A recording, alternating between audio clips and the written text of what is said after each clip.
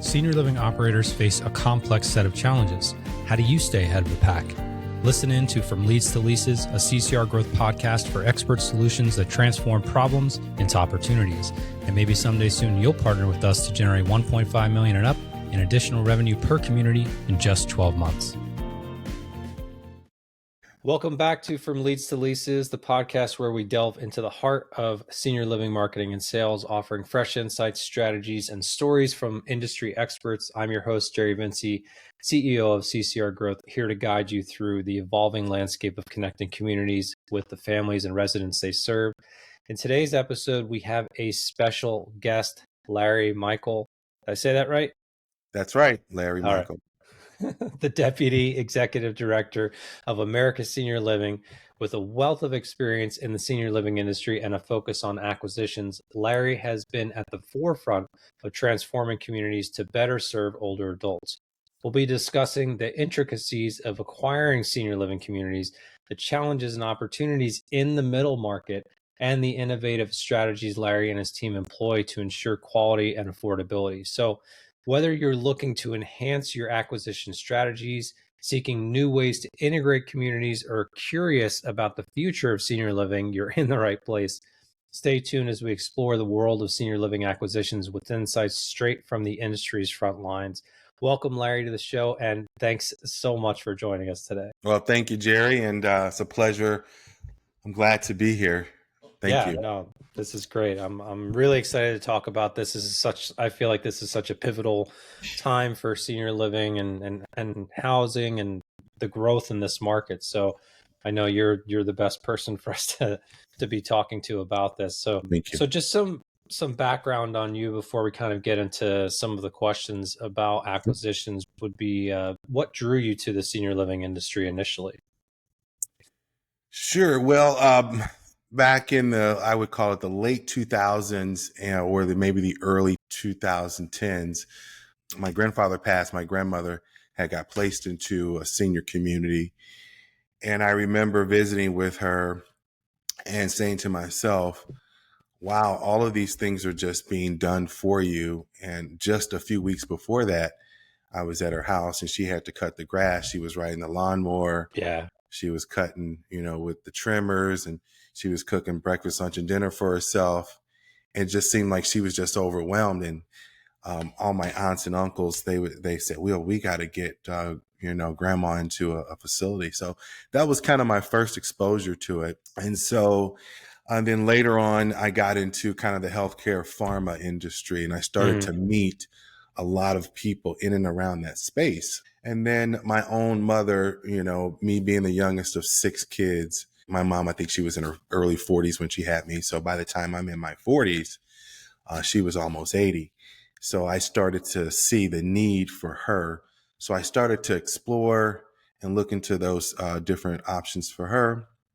And so kind of like a lot of things just started happening in my life, and I found myself involved with a lot of investment groups, or found myself in a lot of deals that had real estate and or senior living. And I just naturally got drawn to those opportunities. So, and before I knew it, I had met many professionals in that industry. Mm-hmm. I met my chairman, and we decided that this would be a place that we wanted to add value. And I just truly, love the space. So yeah, I think when you have a family member, it's on a wake up call, and it's also overwhelming all at the same time.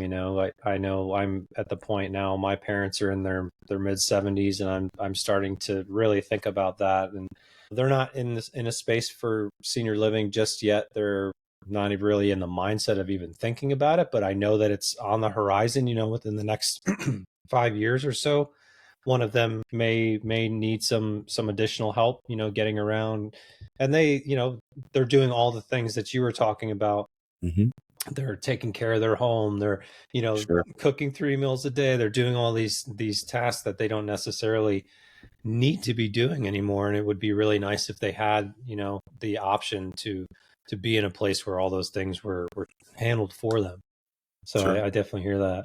So what keeps you passionate about it today, about the industry? I come from a place of I like to help. And that happens even with my kids or my family. But when it comes to the elderly, I find myself just a little bit more, passionate. They seem to be a little bit more receptive to it.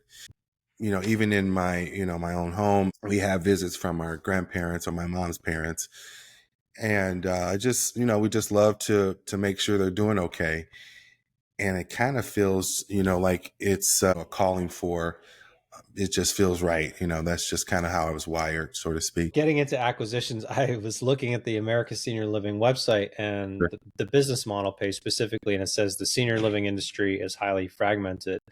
And I Mhm. was just curious about what that statement means. Can you tell me more about that? Sure, sure. So, over the past 50 years, the baby boomers have gotten obviously older and older and older. And the market has, started, it got into some small, medium, and large type of facilities. But when we mention highly fragmented, there's many layers to senior living. It starts out kind of on the lower end at the apartment space, and then it goes into kind of an independent living model. Right. And then it gets into kind of memory care. And then after that, we get into kind of nursing homes or skilled nursing. So that entire array of different opportunities for seniors has been inside of sometimes the small homes, small communities, and large facilities. So it's just extremely fragmented. I haven't looked at the actual numbers lately, but I believe, across America, there's somewhere around 30,000 different facilities. So, and that's from board and care homes to independent living, memory care, skilled nursing, etc. So being fragmented just means there's a lot of different ways to look at this. And we see that as an opportunity. What's the typical process look like for acquiring a senior living community, the critical steps that are involved in that process? Sure. Well, depending on your what we call deal specification, Mm-hmm. it could be slightly different. At the high end, you've got what we call the institutional buyers or kind of the private equity buyers. That process is very institutional, and it has a lot of brokers involved. But as you come down a little bit to what we call the middle market, which is more or less maybe 100 beds or less, or maybe let's say 100 beds to maybe 40 beds. That's kind of Mm-hmm. the middle market. There's another process. And then below that, you have things that are kind of 15, 20, 25, 30, 40, 45 beds. And that's kind of the lower middle market, which is kind of where we focus.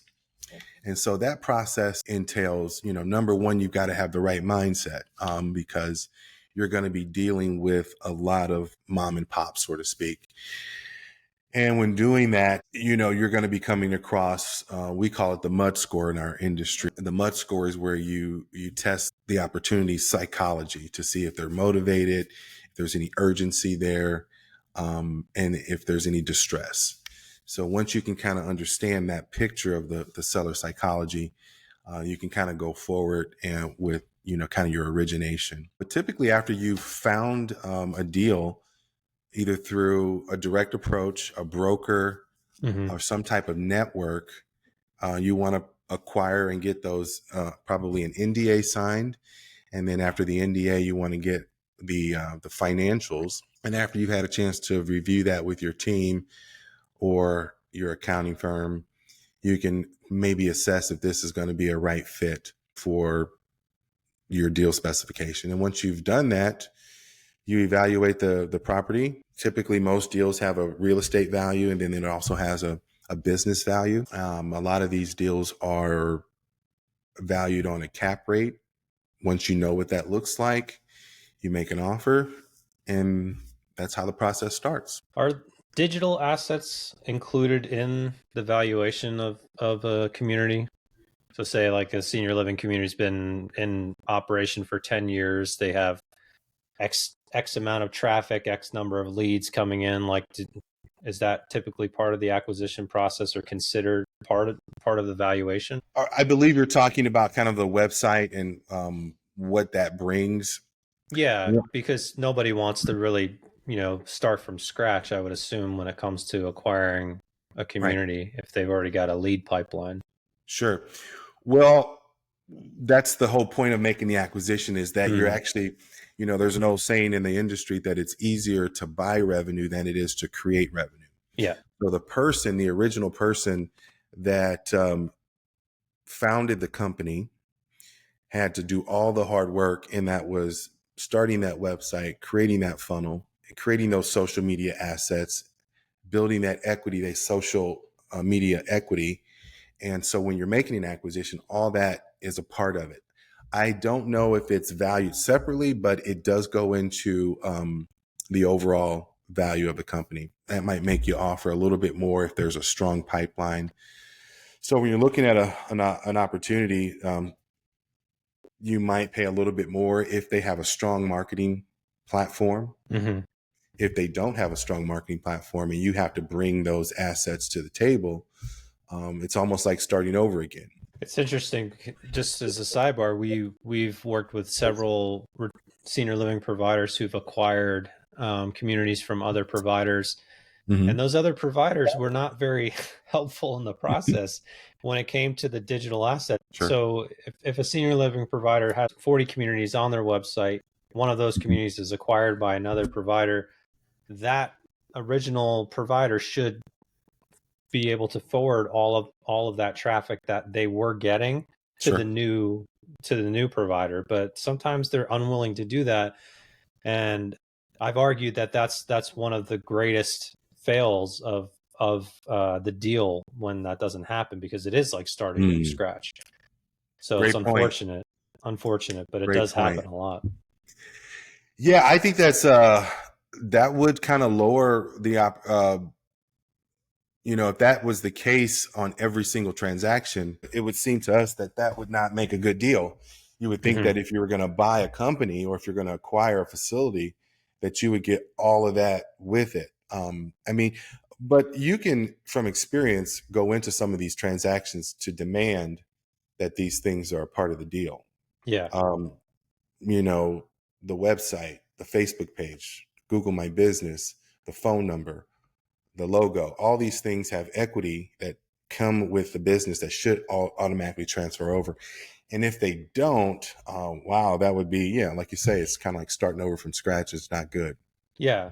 And I know you mentioned you have a strong marketing background, so that's something that you're pretty well versed in. So you understand the value of that. And I just think like the senior living industry in general tends to be a little behind the times when it comes to the digital side of marketing and advertising. So I think maybe that's part of it, that they're just not that's not where their head's at, and they're seeing it as like, we're buying the brick and mortar location and then we'll figure out the rest later. Sure. But it's like, man, if you could already have a lead pipeline ready to go, like as soon as you get the keys, why wouldn't you want to do that? So I think there should be more of an emphasis put on that. No, 100%. Outside of the MUD score, are there other key factors that you consider when evaluating an acquisition? The overall condition of the facility, we look at what we call a property condition report. Mm-hmm. And that property condition report usually kind of gives us an idea of how that facility has been taken care of. It usually includes an inspection. So you would have someone trained to walk the facility, check for different things, almost like a home inspection. But with a senior living facility, it may go a little bit further because there's a lot of extra equipment on site. Sometimes that deal with cooking apparatus. There's a lot of fire equipment, from a sprinkler system to a fire alarm, suppression hood. Those type of things need to be looked into. Mm-hmm. But yeah, once you've done some of those things, and you should be in a good position to move forward. And now, kind of shifting the current housing market, I know we're about to see a major influx in older adults by the year 2030. I mean, the market's supposed to double or even more. And what challenges does that bring in terms of acquisitions? Because I know there's kind of two models. There's either we need to build new communities, and then there's we need to repurpose existing communities to make them appeal to the baby boomer demographic. The influx of baby boomers, of course, there's all different kinds of investment groups out there, and their platform, caters to that, different segments of our population. Hmm. A lot of your coastal properties are going to be kind of, and I use this word lightly, like the Taj Mahals of the world, just really, really nice, 5-star. But it's the more you get into some of these interior parts of the United States, it becomes more middle market. So, and that's kind of where we focus on, is kind of the lower to middle market. So as long as you're providing, a safe community with proper staff, good food, activities, entertainment, games, etc., you should be able to attract, I'd say a 70 to 80% of those type of baby boomers. But yeah, there's just going to be a ton of different things coming at all of America when it comes to what do we do with our senior population, and how do we make sure they're taken care of and provide great housing for them. As long as we can do those great things, provide safety, good food, entertainment, there's a ton more, but those are going to be kind of the basics. We feel like we're going to be in a great position to help. Yeah, it's kind of an interesting time. I read an article on CNN that just came out, I think, the end of last week, that was talking about more and more Americans are retiring abroad just because of the cost of living here is so expensive. They were basically saying that to retire abroad, you could comfortably live on like $3,500 a month as like a retired married couple, and here in the States the average was like $7,000 a month, right? Mm-hmm. And Yeah. that was minimum. I mean, if you're talking about a coastal location, it's probably almost double that. So like people are like, I don't want to have to work to 65 or 70 just to be able to afford my retirement. Mm-hmm. So Yeah. Well, so here's what we know. I think I may be off a little bit, but if someone retires at 65, 70, that retirement on average is close to or between, depending on what part of the U.S. you live in, I think it's landing between $15,000 and $2,000. So that's kind of the challenge: is how do you create a product that can not only be a quality product, but also give that particular resident, as many bells and whistles as you can, great food, entertainment to start with. But as they get older, they're going to need more care. yeah. And so there's a little bit of a lag on how do you transition, up and make it affordable. A lot of platforms are trying to figure that part out, and it's difficult. And that the only way we've been able to figure it out is to look for properties that are, again, not these 5-star resort type properties, Mm-hmm. and clean them up, make them, a quality product that, you would want your parents to live at, and bring all of those amenities that make sense. I think life expectancy is also a big challenge too, because Mm-hmm. just most older adults just weren't expecting to live as long as they have, and like every generation it gets a little longer. One of my previous guests, they were saying that for every 10 years of science, we gain 2 years of life. So for essentially every decade we're here, where life expectancy is increasing by 2 years. So, I'm 45. So by the time, I'm 65, Mm-hmm. the average lifespan of an adult male will be 4 to 6 years longer than it is right now. So I think that's pretty interesting to think about. And so you have to plan for that, right? It's like, it's not a 20-year retirement now, it's a Mm-hmm. 30-year retirement. And then Yeah. realistically, will people stop working at 65, or 67 is technically the retirement age for people my age. So will it be 67, or will it be 75 by the time I'm of retirement age? I'm Sure. curious about that too. Yeah, I think it'll increase. Yeah. It was 65, and you said it's now 67. People that Um, were born sometime in the 1960s, I can't remember which year, mhm. 64, 65, anyone that was born after that, I think the retirement age is 67 now. Okay. So, yeah. Yeah. And I have heard talks of that increasing, Hmm. and it makes sense. I mean, what else do you do as a government? If people are living who used to die at 75 or living to 95, Exactly. What do you do? I think people want to be like productive anyways too. That would be like just taking everybody's license away once they hit a certain age, Sure. regardless if they're fully capable of driving or not, you'd be pretty pissed Mhm. off about that if you lost that independence. I think older adults just most of them want to be productive and feel like they're doing something that they enjoy doing. Retirement isn't something for everyone until they're ready for it. And sometimes they're not. Sometimes they're never ready for it. Sometimes it's, their family members who are like, I think, mom or dad, it's time for you to think about senior Mhm. living, and then it becomes a family conversation. So kind of getting back to the acquisition process. Sorry, I got off on a Sure. No tangent there, worries. but how do you address the issue of aging inventory and ensure that newly acquired properties meet modern standards? When you say aging inventory, are you referring to a property that was built in the 1940s, 50s, 60s? Yeah, I think there's a lot of that. We're seeing a lot of older buildings being repurposed or renovated. So I'm just curious Sure. what that really Well, looks like. that brings the question: if we do find something that's not designed for the asset class of a senior living, more specifically assisted and or nursing, you have to do some modifications to make it code. And we've done that before, and I've worked and helped with teams that have done that. But there's also some properties that when you find it, it may not be perfect. So you can't really retrofit it, or you don't have to, because you feel like this property can be what we call independent living. Because if it's an independent living facility, while you do want some what we call senior safe things around it, like Hmm. ramps and pool bars, Sure. you don't have to go all the way to state code in a lot of cities or municipalities if you don't have to. Which basically means, if you can find, and there's tons of them around us. I have seen some old hotels converted over, and that's kind of how they deal with that problem. Is while they're not going to totally gut it and renovate it, they can still make it a senior safe property.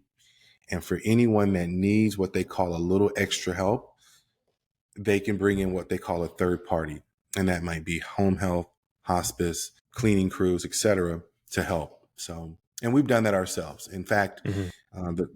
the most recent deal we purchased and acquired, it had been in business for 40 years as an assisted living community. And because they didn't make any modifications or upgrades, when it traded, we couldn't reopen it as that type of asset class. We had to kind of bump things down and go after what they call the independent living model, and then bring in those third parties. Okay. So hopefully that answers the question. But yeah, how do you deal with it? If you've got a lot of liquidity, or if the deal makes sense, you go in for some capex money, and then you look to upgrade things. Hmm. And that might just be, widening all the doors, putting in some ramps, maybe an elevator, those type of things. Seems like renovating would be the better model than repurposing.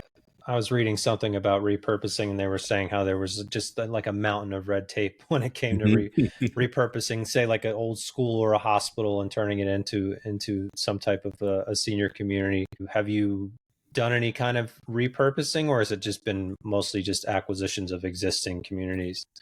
Yeah, so we focus on acquisitions of existing communities, Mm, and if it's not an existing community, it can easily be switched, which means it doesn't require, a lot of these life safety things. It already came with a lot of those things.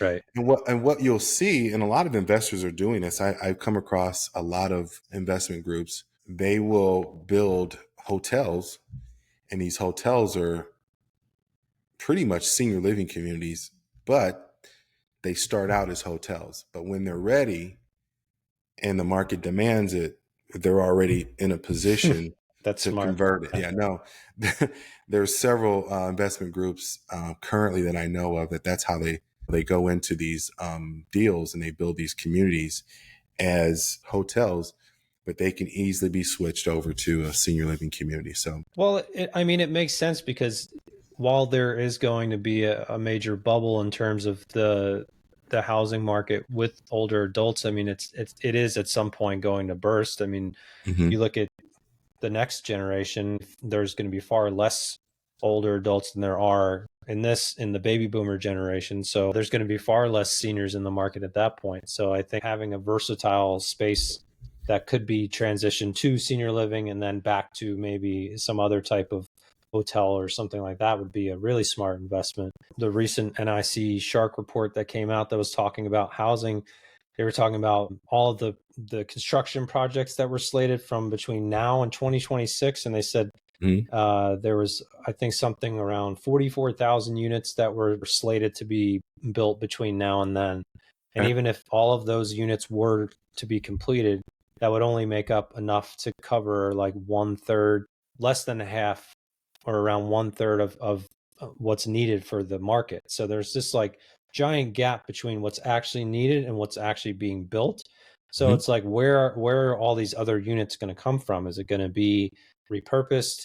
Is it going to be, through acquisitions, and then through that acquisition, there's going to be some type of, renovation being done that's going to be able to bring more seniors in? I'm very curious about what the housing we're market is going to going be to look going like. through a lot of shifting soon. Yeah. We're anticipating, a lot of announcements on how that's going to unfold in the industry. Some of this coming from probably the government on how they see this unfolding and how they are going to help, or what incentives there's going to be for lenders or investment groups on how to, help with that need. But yeah, I mean, we see it. The easiest fix is to take some of these large facilities that are under distress.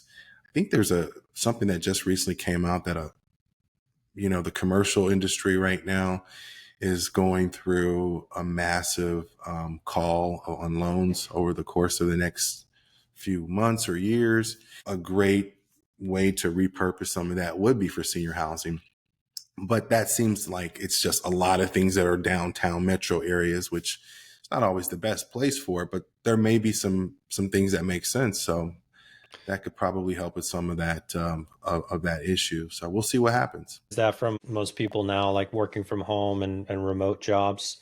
So Sure. there isn't as much need for corporate space like there was in commercial real estate. I think I read something similar to that as well. And actually just interviewed someone who is the executive director of a community in part of Manhattan. So it was interesting to hear that spin on having a community inside, the city, and how beneficial that actually was to the residents, because they had so much cultural exposure and so many activities available. So the community, they didn't have to rely solely on like the community for all the things. It ended up being like the neighboring, city itself became part of the community, which was pretty cool. So I could see that working out well. When you acquire a community, does each community maintain its own unique flair, or is there more of like a standardized approach? If you're taking these communities and you're kind of like revamping them, is each community having a very specific set of guidelines that you're following? How does that typically work? If we acquire a facility and it's running great, something is being done right. So you try and preserve what's being done right. So you can usually go directly to whatever leadership is on site and find out, what they're doing. And we've always, just like a mini investment groups or any acquisition, you don't always have to, scrap everything. You might just want to tidy up whatever they need help with. And that's kind of the idea. But if you find a community that's falling apart and everything's in disarray, you have to pretty much wipe it clean. And sometimes that's firing all leadership and bringing in some new leadership. So, and we've done both. Not only have we done it for our own platform, but I've also been a part of investment groups and M&A teams and management teams where I've seen it happen before. So every deal is different. So that's kind of what you have to play around with. Every deal is different. Yeah. So some of the communities where they're more challenged in that space too, I would think it's more of like a a PR challenge too, because it's not just like within the community that there's struggles, but like there's no Mm-hmm. doubt that like the surrounding community is probably aware that, Mm-hmm.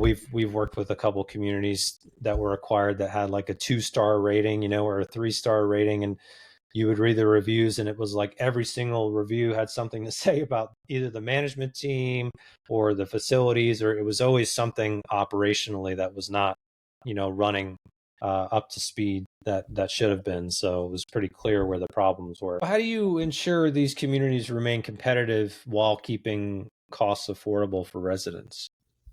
That's kind of like a double-edged sword. Before you make any acquisition, you do what they call what they call a SWOT analysis, which a lot of people in business know what that is.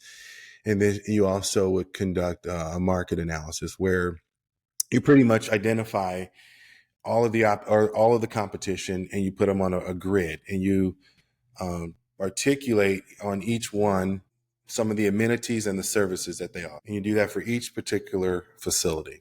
Mm-hmm. And then you put a cost matrix together.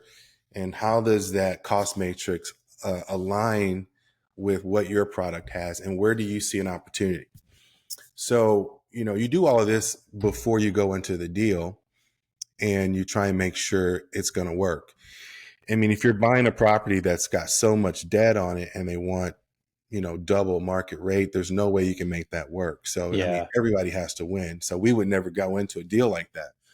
But generally speaking, you can assess where you need to be on the front end, doing the numbers, and you're starting to look at, what we call, again, the market analysis, just to see what's out there.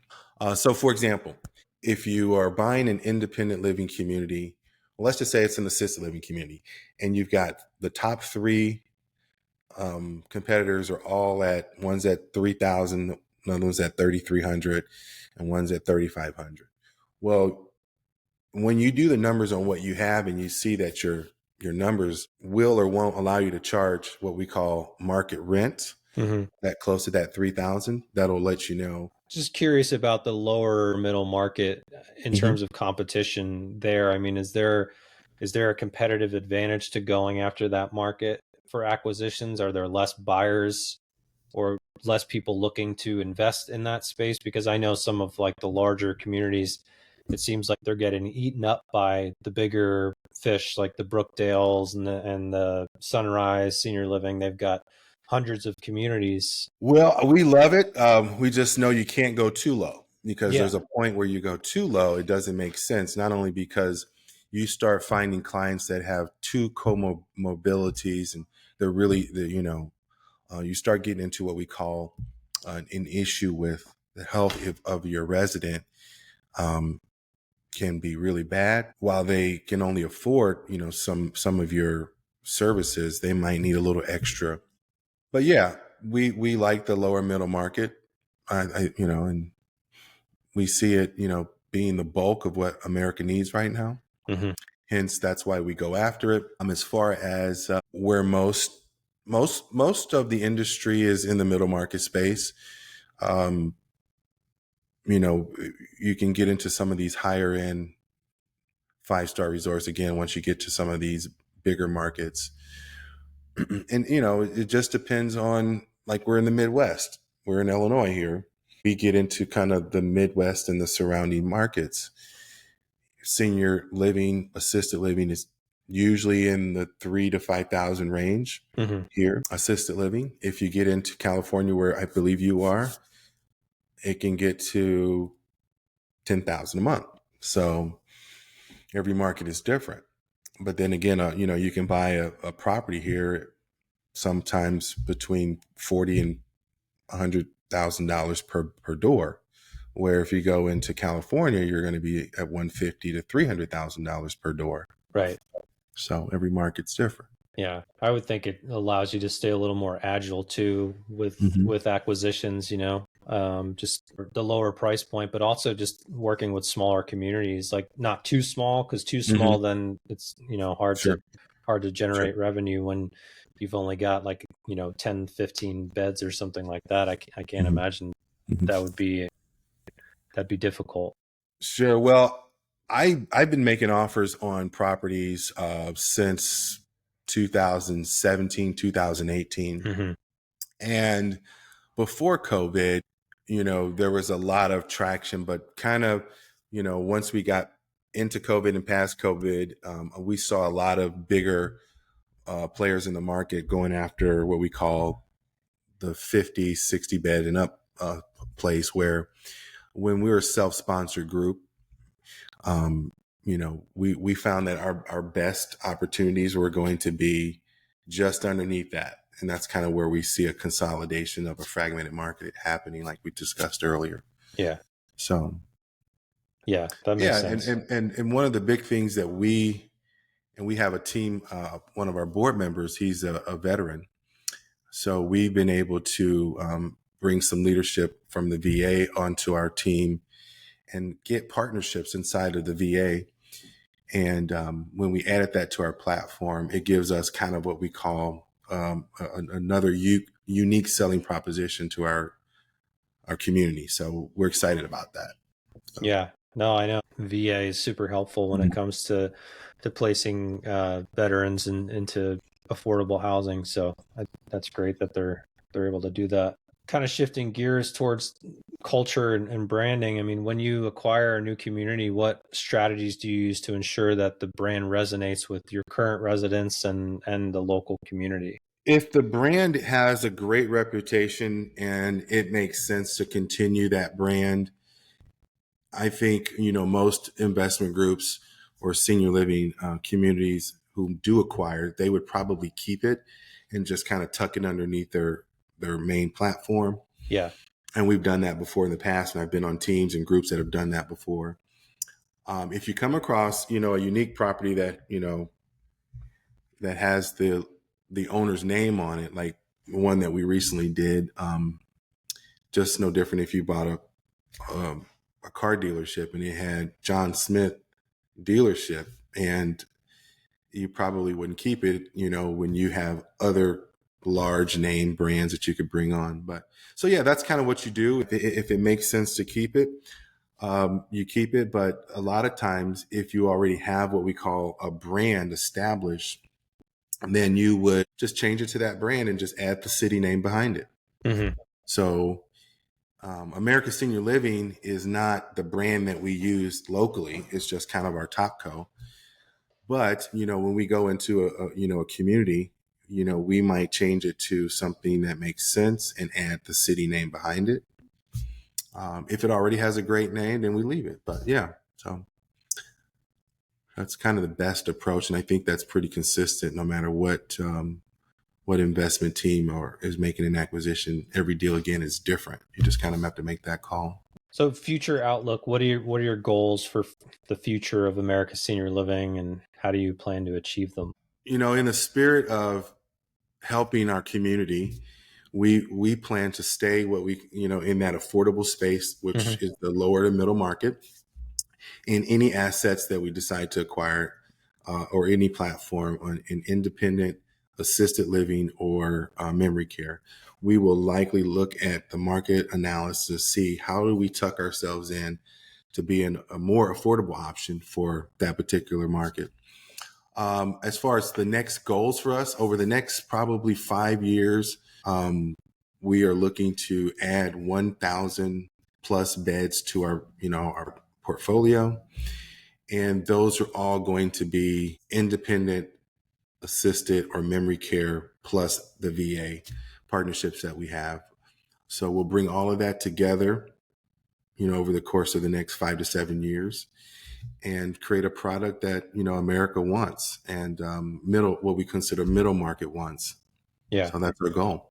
I think that's great. I think it's good that you found this market that you feel comfortable operating in, and the goal is to kind of just expand what you're already doing and improve upon that model. So I think that's great, rather than sometimes people try to branch out in too many different directions and the initial mission gets lost. But that sounds like you guys are really focused on what you're doing. So I love that. So my last question for you, I think, just as a leader in this field, what advice would you give to others looking to make an impact in senior living? Make sure you have a passion for this space. Make sure there's you do it, in the spirit of being a help and, adding value to the space. And if you can do that, we all win. Okay. That's good advice for sure. So as we wrap up our conversation today, Larry, I'm sure many of our listeners would love to keep the dialogue going and learn more about America's senior living and how you're reshaping housing and accessibility to housing for a growing population of older adults. Could you share the best ways for them to connect with you and continue the conversation? And also, if there are any new and exciting things coming up for your organization that you want to mention, you can share more about that as well. You can connect with me. I'm pretty active on LinkedIn. So if you do a search for Larry Mikell, Mikell, you'll find me there. Our website, America's Senior Living. I don't really do much of anything else. Not a big, Instagram guy or Twitter guy at the moment, but yeah. But So, and as far as what we have on the horizon, we're going to be doing a grand opening in Central Illinois for a facility that we acquired about in the early Q1. So we had a chance to kind of do a refresh on that community where we added floors, paint, updated some bathrooms, and updated the landscaping, added a lot of these missing amenities and services that, they should have had. We renamed it, and it'll be, I believe, announced as Liberty Estate Senior Living sometime in the near future. We'll do a ribbon cutting with the local chamber, and that's exciting news for us. And that's kind of the next big thing for us in early summer. Great. Well, congratulations on that. That's can they find that on your website? Is that something that they can look at, or? Well, I don't know if it's going to be at americaseniorliving.com, but we're still working on what we call the literature for the grand opening. But I believe there might be a Facebook page on Liberty Estate Senior Living, and that's estate without an S, a Liberty Estate Senior Living. There should be also our Google My Business, which, it's a great small property, which, was a historical home that was, constructed back in the 30s or 40s, back when they had 10 kids. So you don't see these type of communities anymore, but no one has 10 children anymore. But so it was converted into a senior living community about 40 years ago. And the current owners, they were 90 and they wanted to retire. And so we decided to start a new chapter. So that's great. That's great. Well, yeah. Well, any links to you or to America's Senior Living or the community we'll put into the show notes. We'll make sure that people can find it. That wraps up today's episode of From Leads to Leases. A big thank you to Larry Mikell for sharing his invaluable insights on senior living acquisitions and the innovative strategies that drive success in this field. If you're interested in learning more or connecting with Larry, be sure to visit the americaseniorliving.com website and follow him on LinkedIn.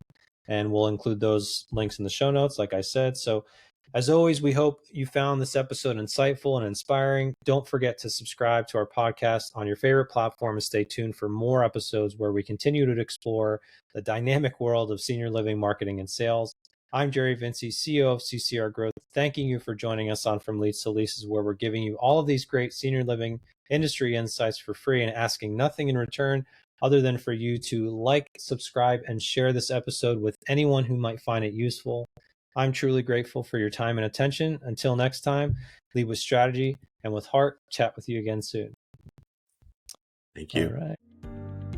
Thanks for tuning in. Explore more at ccrgrowth.com. At CCR Growth, we've developed the Senior Growth Innovation Suite to unlock an additional $1.5 million and up in revenue per senior living community within a year. We specialize in generating quality leads, expediting sales, and reducing acquisition costs. Let's connect soon.